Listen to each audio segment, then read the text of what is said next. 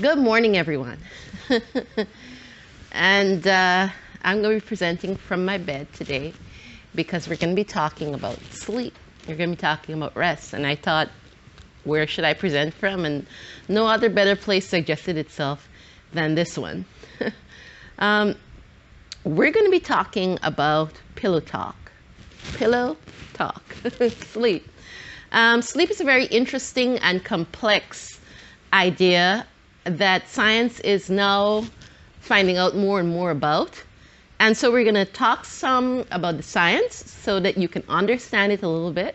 Because if you can understand something, then you can know how to use it for your advantage, how to better it, or how to get it if you're not getting it at all. So we're talking about sleep. It's interesting that sleep is part of a very essential part of the organism. So why do we sleep? Why do we need sleep? How much sleep do we need? All of those questions we're going to answer today. So it's important to know that our bodies are set on certain rhythms.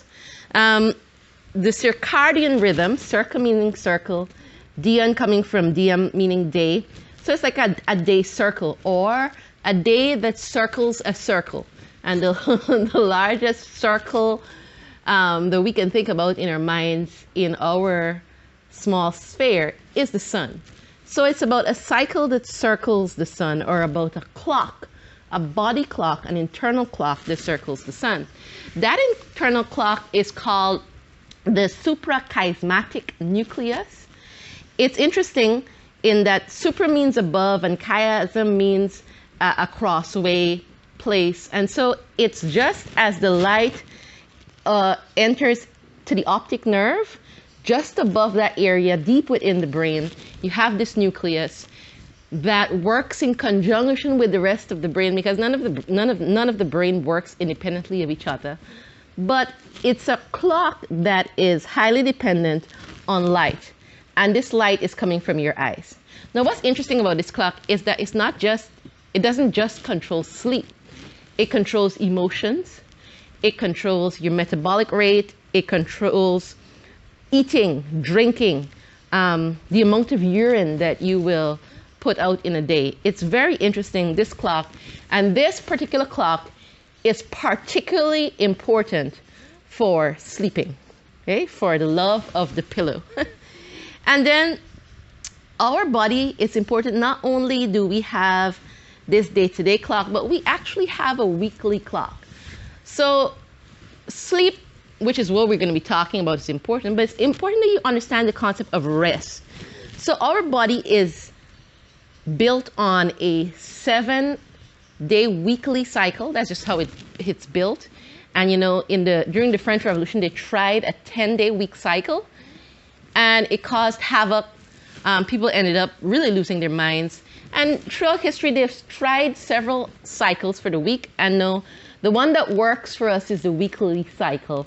Simply because I believe that God created us in a weekly cycle. And so for those that actually have a rest day, now it doesn't really matter what religion you are. If you have a day of rest, one day that you put aside to commune with God and to relax and to rest, this is beneficial to humanity. Recreation is beneficial to humanity. And recreation is about recreation. It's about doing something different, doing something calming, cooling. That's important when it comes to rest. And also moments in the day of quietness. So whether that's worship, prayer, moments in the time cycle when it's quiet. So I'm a Christian, so of course I present all of the science from a Christian perspective, because I believe that science validates a designer. And I believe the design is stamped on all of us. And so it's important that we remember this in terms of rest. And all of those rests help with sleep. And so we're going to continue our talk into sleep.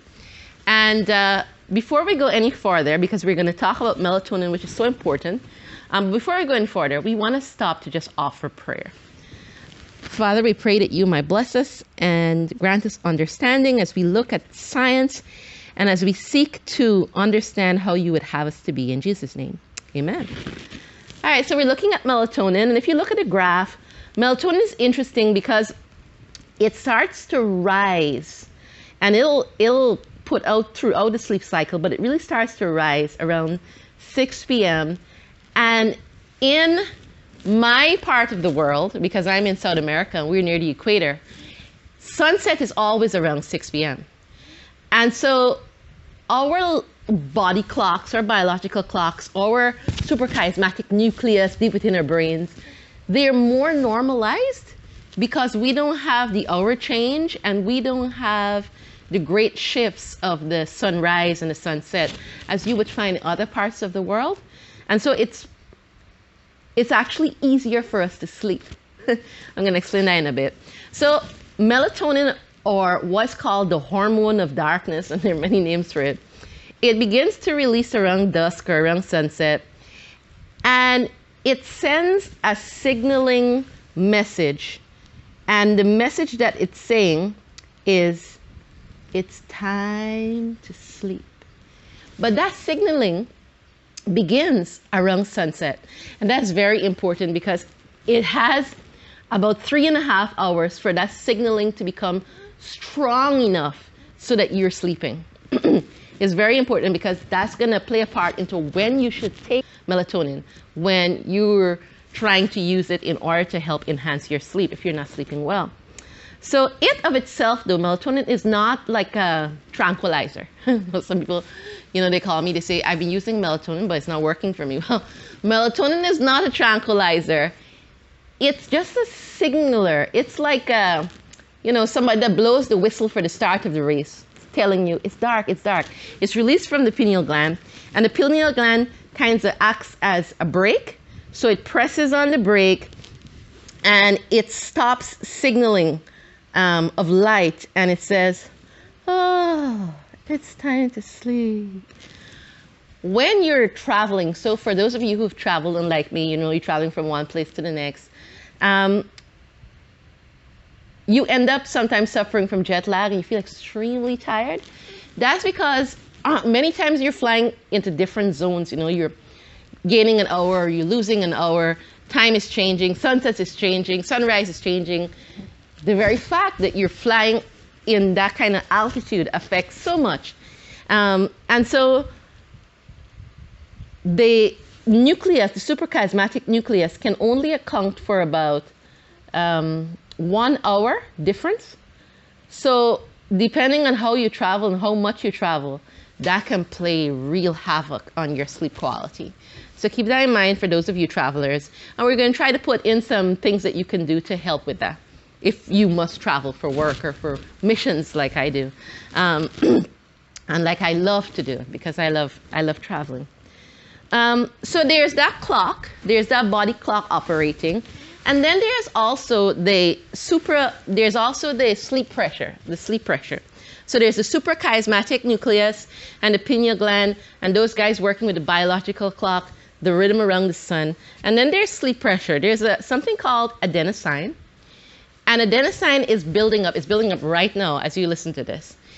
And it reaches a peak build-up around 16 hours after wakefulness.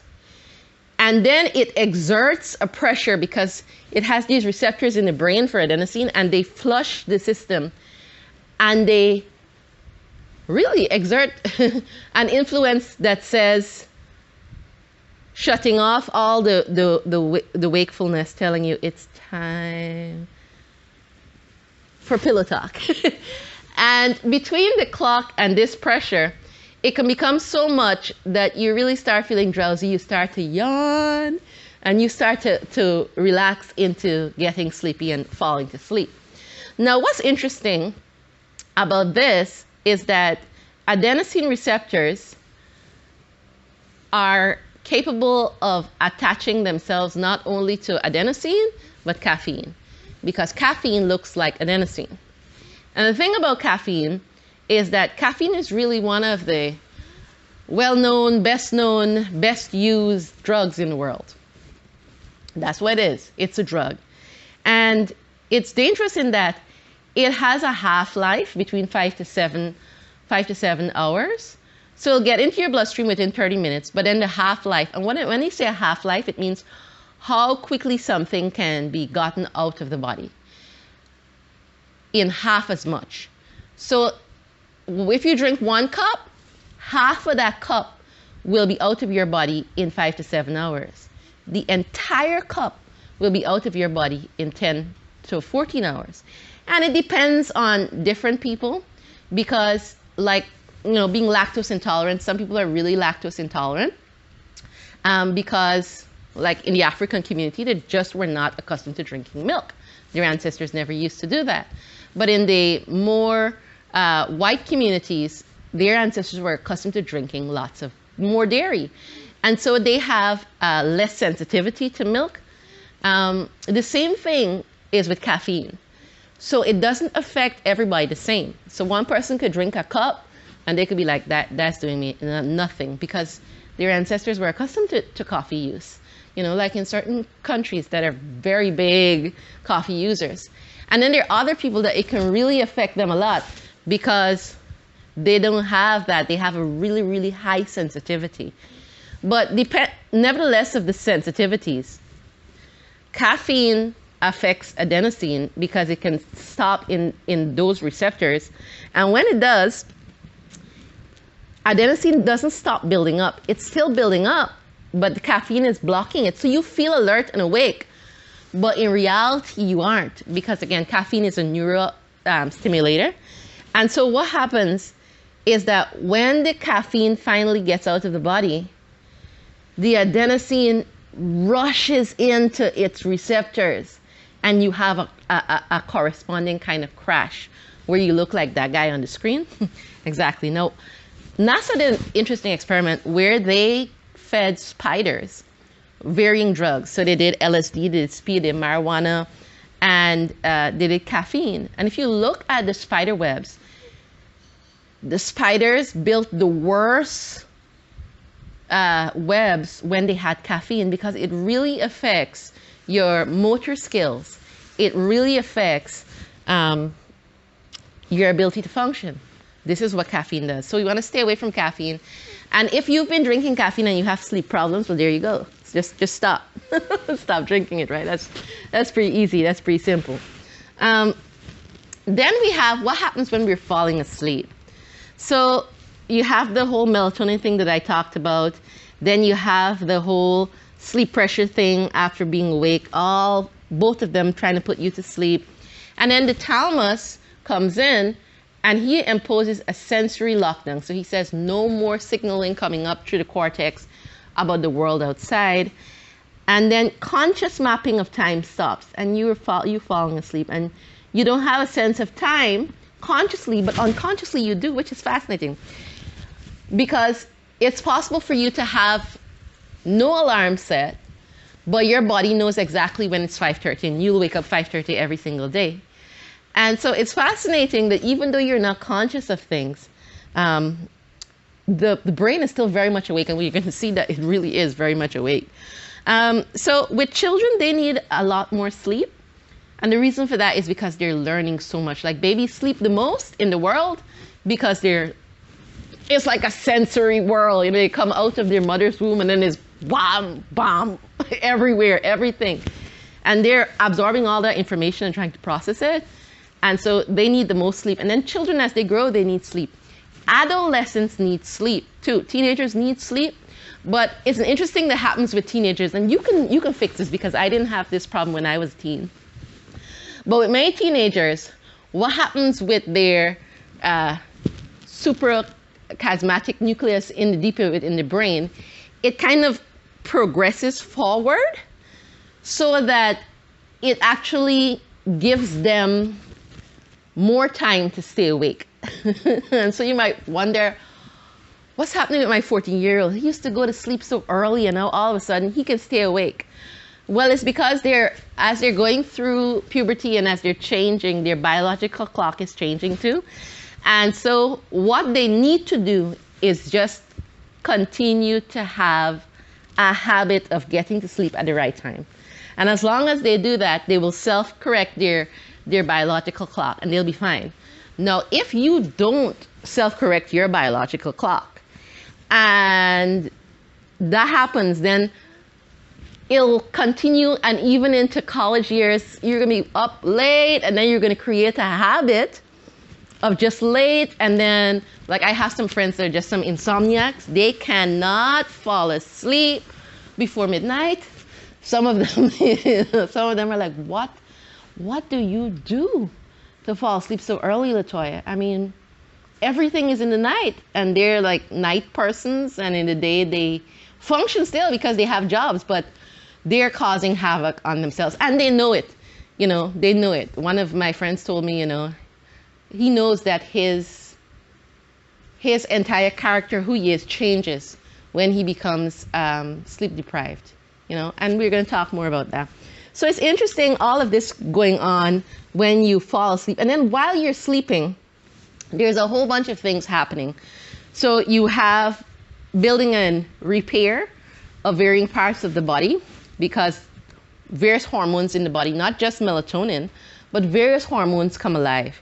You have serotonin, which is helping with your mood, and it's interesting that when you wake up the next morning, you'll be in a better mood if you had a better night's sleep, and we're going to talk about that. We have interleukin-1 being released, and the increase of T-cell activity. In fact, you're helping your immune system with better sleep. We're going to talk more about that. And you're increasing your learning capacity, and you're slowing aging. So sleep is doing a lot of things. While we're sleeping, a lot of things are happening. When we're awake, it's like a receptive state. We're receiving all the signals. There's light, there's memories being made. We're doing a lot of things. And then when we sleep, there are two basically forms of sleep. The rapid eye movement sleep and the non-rapid eye movement sleep. When I say rapid eye movement, I mean your eyes are moving like crazy. In fact, if you check the brain waves in rapid eye movement sleep compared to the brain waves when you're awake, it's faster when you're sleeping in the rapid eye movement state. Your brain is doing so much in that state. And then you have the non-rapid eye movement state, where it's more like reflection. So think about it as a librarian that is storing the information and strengthening it. She's moving, temporary files into permanent, the file section, the permanent file section, or the permanent book section. She's changing books. She's placing them where they should. And this librarian is not limited to just what happened that day. She has all the books in the brain from the time you were a child to now. And so during rapid eye movement sleep, she's integrating. So think about that as integration. She's taking all the activities and she is recounting them in slow motion. She's looking at it in slow motion. This is why they say when you dream, time seems to be so, you could feel like if you were dreaming for 40 days, but it's only been a night because of what's happening in REM.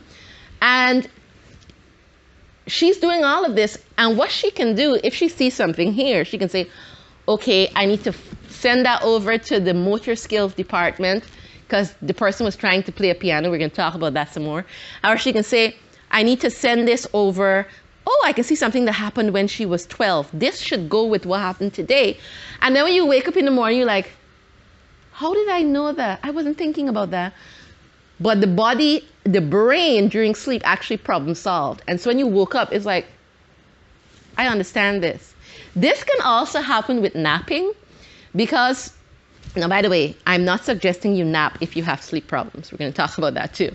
But if you don't have sleep problems, what they found is that those countries that have like a siesta time, and so they have, like in Brazil, after they eat lunch, they have just a time of just rest and relaxation. And again, part of recreation, because rest is more than sleep, like I said before. But what they found is that communities like that, the men live 4 years longer than the average man. Now, why? It's because of the process of rest. Some of them don't sleep, but they're just relaxing, and that's just so important. But some of them do nap. They have like these 15-minute naps, the cat naps. And what happens when you nap is that you go sometimes directly into REM sleep, into this rapid eye movement sleep. And whatever you were doing before, again, the librarian is looking and she said, oh, when you were 25, that happened. And she puts it to this. Oh, I remember that you saw something about this. And she's pulling all of these things and putting it together. And she's innovating and she's creating. You're creating while you sleep. And you wake up after cat nap and you say, I got the idea. I know what we have to do. That's because of what's happening in your brain. So it's tremendous that you sleep for your brain, for everything. And during REM sleep, remember I told you the thalamus, based on the pineal gland release of the melatonin and the suprachiasmatic nucleus telling you that it's time to sleep with your whole biological clock. I told you that the thalamus shuts off all sensory information coming from the cortex because it's telling you that we don't want any information from the outside world. Well, during REM sleep, the thalamus opens the gate, but not to the outside world. It opens the gate to your emotions. It opens the gate to motivations. It opens the gate to memories. And so again, all of this is happening, and it's just, I think it's fantastic. I love sleep. I love my pillow. I love my bed, and we're going to talk more about that because those are important to actually sleep. Now, when you're sleeping, if you look at this graph, and this is from Dr. Matthew Walker in his book, Why We Sleep, which is a great book if you're looking to learn about sleep. He's like a sleep scientist, like an extraordinary. And sleep works in cycles. So there are 90-minute cycles. There are 5 cycles through the night. And you cycle through, every cycle has some rapid eye movement sleep, and it has some non-rapid eye movement sleep. And you cycle through it. So that gives you at least 450 minutes, 90-minute cycles, 5 of them. And so that means at least 7.5 hours sleep. I just rounded off to 8 hours because I think that's great, but at least 7.5 hours sleep. If any of these cycles are disturbed, so if the first cycle, second cycle, 5th cycle, it doesn't matter. If any of the cycles are disturbed, then you have lost some of your REM sleep and you've lost some of your non-REM sleep. And that becomes a trouble because then you've lost so much. And so it's very important that you not only fall asleep, but that you stay asleep. And that if you have to wake up to urinate or something like that, you go back to sleep and you're just out again. Or else you're going to miss a lot. You're really going to miss a lot. And we talked about some of what you're going to miss before. So Time had a question on their magazine, what's the best time to sleep? And this is like, you know, people will argue this all about, but 9:30. 9:30 is the best time to be in bed. 9:30 in the PM. Why? Remember I told you that melatonin starts to release about sunset. And sleep pressure, adenosine, will start to build up. And again, it's important that when you do wake up, that you allow your body to have light and sunlight. We're going to talk more about that. But if you read under the Time magazine, it says every hour of sleep before midnight is worth 2 after midnight. And that's true. It's true in great measure. So for your sleep, non-REM sleep is happening, is the majority of the sleep, especially in the earlier part of the night. Now, like I said, every cycle has both. But non-REM dominates in the first part of the night, and then REM dominates in the other part of the night. Well, non-REM is very important because that's the one that the librarian is taking the files from the temporary file location to the permanent file location, or sometimes she's actually canceling files, which we're going to talk about, which is, again, amazing. I did the design of sleep. I mean, there must be a designer. There must be a designer. This cannot be by chance. It's just too wonderful and too amazing. And so you need to be sleeping by that hour. And I know some people are like, 9, let's try and no. Yes! And you can do it, and I'll tell you how to do that. And when you do it, it'll change your life because, again, it is what it is. We were designed this way, and you know, when you get this amount of sleep, it's wonderful. So what happens when you don't get that amount of sleep? And that's normal, right? Because if you go in your bed at 12, you're going to be up usually at 5 or 6 for work. So you're missing hours. If you go in your bed at 2 or 3, and then you're up again at 6 or 7, again, you're missing hours. And I know there are a lot of you that are doing this, or there's some of you that fall asleep really well, and then around 3 a.m. you wake up. No, the reason why you do that is because around 3 a.m. the adenosine pressure starts to slow down. It's slowing down because it knows that light is coming, because your biological clock really works around the sun. So it knows that light is coming, so it kind of, okay, light is coming. And as it's coming, it's coming. And so the biological clock says, light is coming, and so melatonin starts to shrink off around that same 3 a.m. time. And for some of us, at that same time as it begins to slowly bring us out of wakefulness, which is a slow process, but somehow or the other, we get up at the hour, and then we're like, I can't fall back to sleep. I'm going to give you some tips on how to fall back to sleep, because you haven't had enough sleep. You need those last 2 hours. You need those last couple of hours, because that's when your REM sleep is really revving up, and the REM sleep is for your problem solving and your emotional IQ and all of that stuff, so you need that. So what are the effects of sleep deprivation? And maybe you look like this lady here more often than you wish to admit. Slow reaction time, increased accidents, drowsy driving, fatigue, poor work performance, frontal lobe damage, increased mood swings, increased risk of heart, stomach, and intestinal problems, immune system depressed, trouble coping with stress, reduced learning ability, poor attention span, depression. And I just wrote every condition because every single condition on the world is associated with sleep deprivation.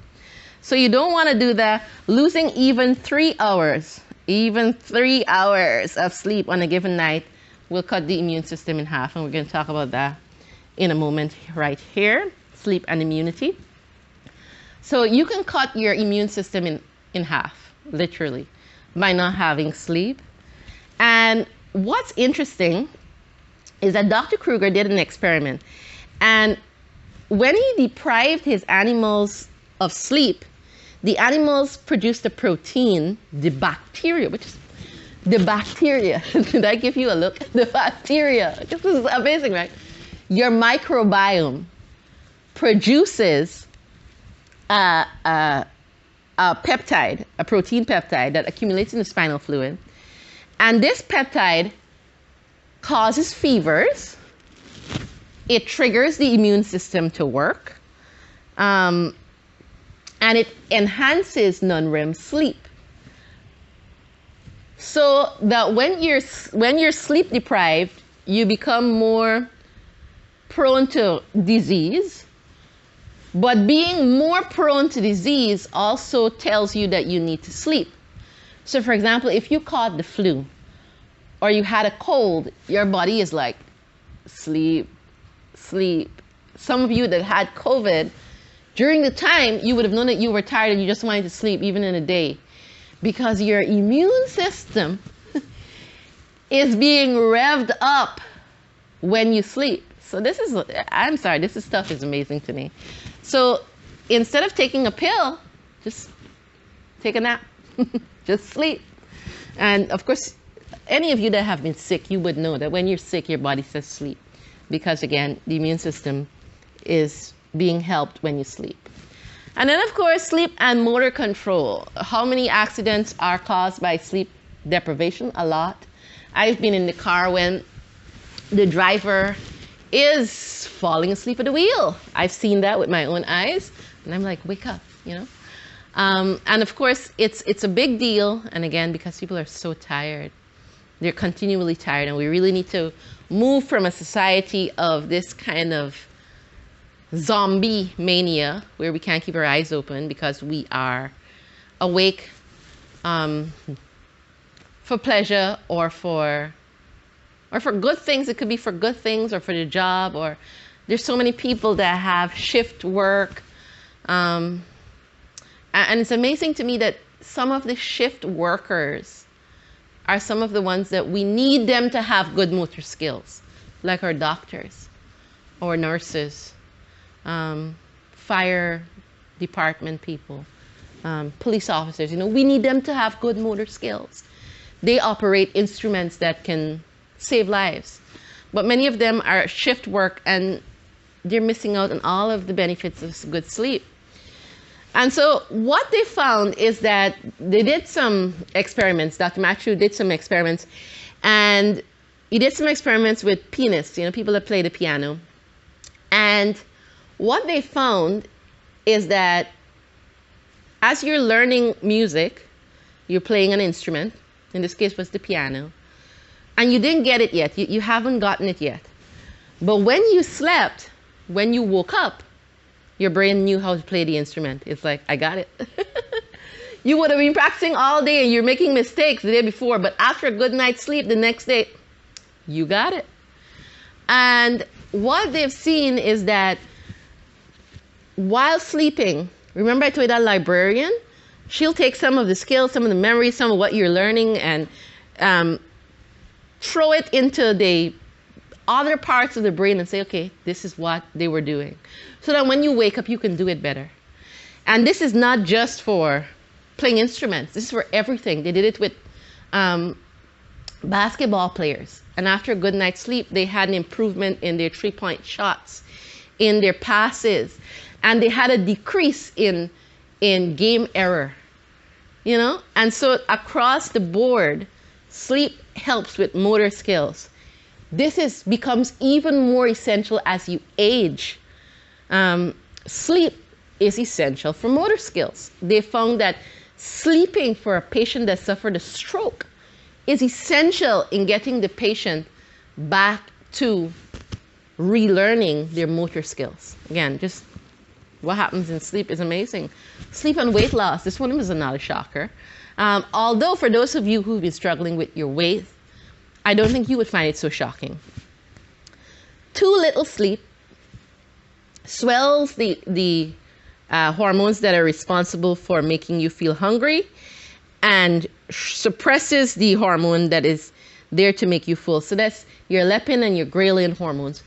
And so if you have too little sleep, you feel hungry. You wake up and you're hungry, you could eat anything. You can eat even when you're full. You overeat because it's affecting ghrelin and leptin. And these are the hormones that are involved in making you feel satisfied and making you feel hungry. So it causes them to not work as they should.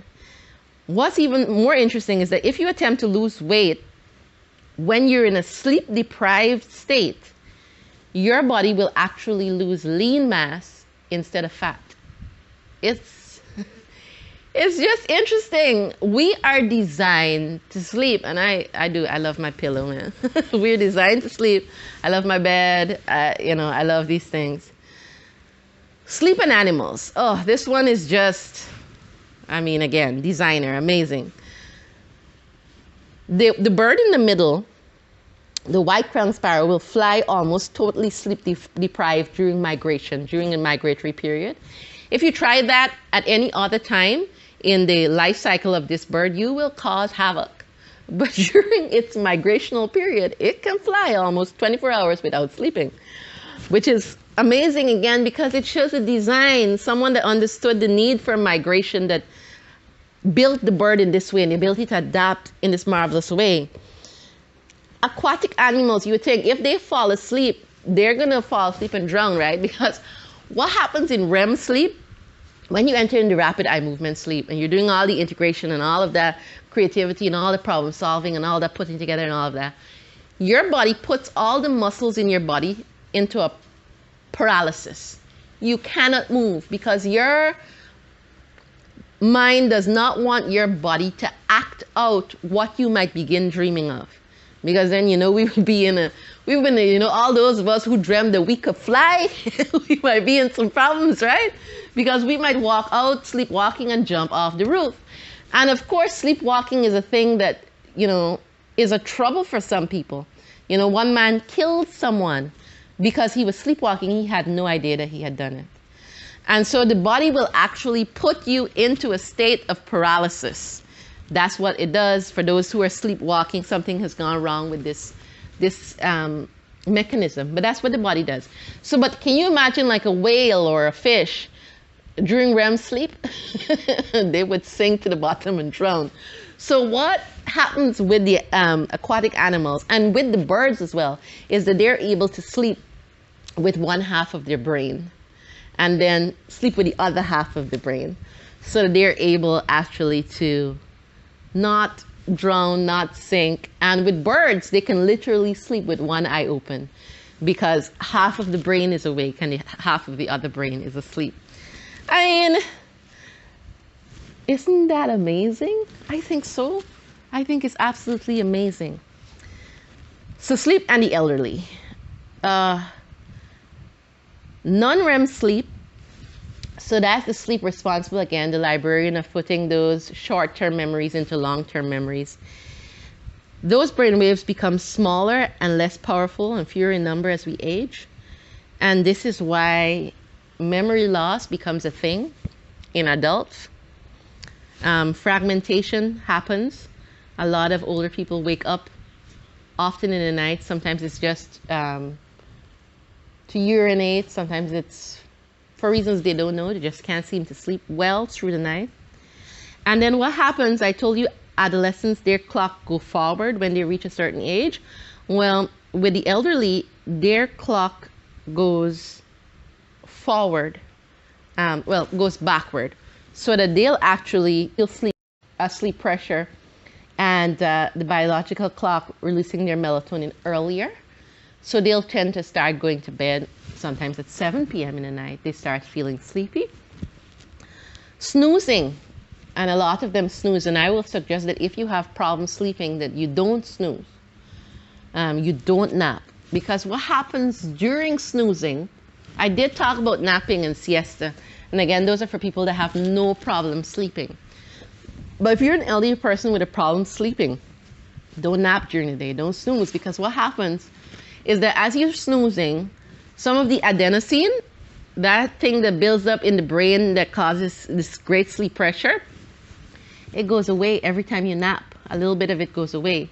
So that when you actually come to the nighttime, when you're supposed to sleep, it's gone. And so that's a trouble. Aging causes a loss of the part of the mid-frontal region of the brain, which is connected again to a deep non-REM sleep. And so for elderly people to see how you sleep, you can test the theory by playing a memory game in the night and then sleeping and seeing how much of the memory game you remember in the morning. For a lot of elderly persons, they could only remember like 60% because of the fact that they've been losing so much of the non-REM sleep. I am going to talk about how we can get sleep and how we can get better sleep, whether you're an elderly person or a younger person, doesn't matter. This one blew my mind. It's so amazing. Sleep is helpful to forget a painful past. Sleep is intelligent. Sleep is intelligent. I mean, again, intelligent design. In terms of memory selection. So what they did was that they had a group of participants and they give them an instruction. They asked them to memorize certain things, but they told them not to pay attention to some things. So when they memorized it, they said, forget that part. And then they came back after them sleeping, and they had a control group that didn't sleep, and they asked them, tell us what you remembered, even of the things that we told you to forget. Just tell us. And what they found is that those that had good sleep, they had forgotten more of the things that the people had said to forget. And those that didn't get good sleep, they remembered more of everything. Now, this is interesting because there's some things in life we want to forget. There are certain bad things that happen to people when they're young, or certain things that they've been involved in, traumatic events. And the brain, during sleep, will help you to forget it, which is good. Now, it's still in the computer. It's there. The librarian can still get it out if it's necessary to have it. But for the most part, she can lock it away in some sort of recess so that you don't have to be constantly reliving that thing. And I just think that's wonderful. That's wonderful. Sleep and emotional IQ. The amygdala, which is a trigger for rage, anger, the fight or flight response, showed a 60% amplification in people that were sleep deprived. So can you imagine that when you're sleep deprived, you have 60% more chance of getting angry, shouting at somebody, being overcome by fear and anxiety. This is what happens when you're sleep deprived. Your emotional IQ, your emotional intelligence drops significantly. With sleep, there's a strong correlation between the amygdala, which is like your green light again, and your frontal cortex, which is like your red light. So your frontal cortex is telling you, no, that's not right, don't do that. And your amygdala is like, oh, I could kill him. And your frontal lobe is like, no, don't kill him. Well, when you don't get enough sleep, the link between the two of them becomes weakened. So the one can no longer hear the other. It's like driving the car without being able to mash brakes. And, that'll probably cause an accident. Behind the amygdala, just behind the amygdala, is the part of the brain associated with rewards, pleasurable experiences, impulsivity. And all of that, the whole area, is heightened when you're sleep deprived. So can you imagine your frontal lobe goes down, that's your brakes. You're moving on your fight and flight, you're moving on your rage, your anger, you're pressing down on the gas pedal. But also, you're feeling like, let's have some fun. You're feeling impulsive. You're feeling, I need pleasure, I need reward. You're going to overeat. You're going to make bad decisions. You're going to say things that you regret. You're going to do things that you're going to regret. And so sleep deprivation has been associated with every form of psychological illness in the world, from depression to addiction. And so we want to make sure, again, that we're sleeping because of these facts. Sleep and Alzheimer's. So this is the final part of this section. And then we're going to pause, and then I'm going to come back and tell you how to sleep. This is the science. This illness is associated, Alzheimer's, which is a serious condition, is associated with sticky clumps of protein called amyloids. And these amyloids accumulate in a part of the area of the brain responsible for sleep generation. So this is a trouble. More amyloid buildup means more sleep disruption. You're going to get a loss of the non-REM sleep, so you're going to have memory loss, but you're also going to have a loss of the REM sleep, and so you're going to get confusion, all of which is seen in an Alzheimer's patient. Well, what causes the amyloid buildup, right? We can see that it's affecting sleep, but what causes it to begin in the first place? Well, your brain has the glymphatic system, and the glymphatic system is the lymphatic system of the brain. Your brain only cleans itself in the night. Another reason why you need to sleep. If you don't sleep, you're going to wake up with brain fog, and that's because your brain was not allowed to clean itself. The glymphatic system and the lymphatic system works all day, but in the night, the glymphatic system in the brain has a 10 to 20-fold increase. So it increases its capacity by 20-fold. Not by 20%, by 20 times its cleaning capacity that it's doing in a day. So whatever it's doing in a day, it really can be compared to what it's doing in the night. That's why I told you that's when it really cleans, in the night. And the cells of the glymphatic system shrink. They shrink during non-REM sleep. So this is the earlier part of the night has most of your nerves. They shrink. And whilst they shrink, it allows the cerebrospinal fluid to get in between all of it and really cleanse and flush and have a deep cleaning. And guess what? It flushes out amyloid proteins, not to mention anything else that is in there that shouldn't be in there. This is why it's so important that we sleep even before midnight, because a lot of this cleaning occurs in the earlier hours of the night, because that's when you have majority non-REM sleep. And so the very amyloid accumulation in the brain is as a result of not having sleep.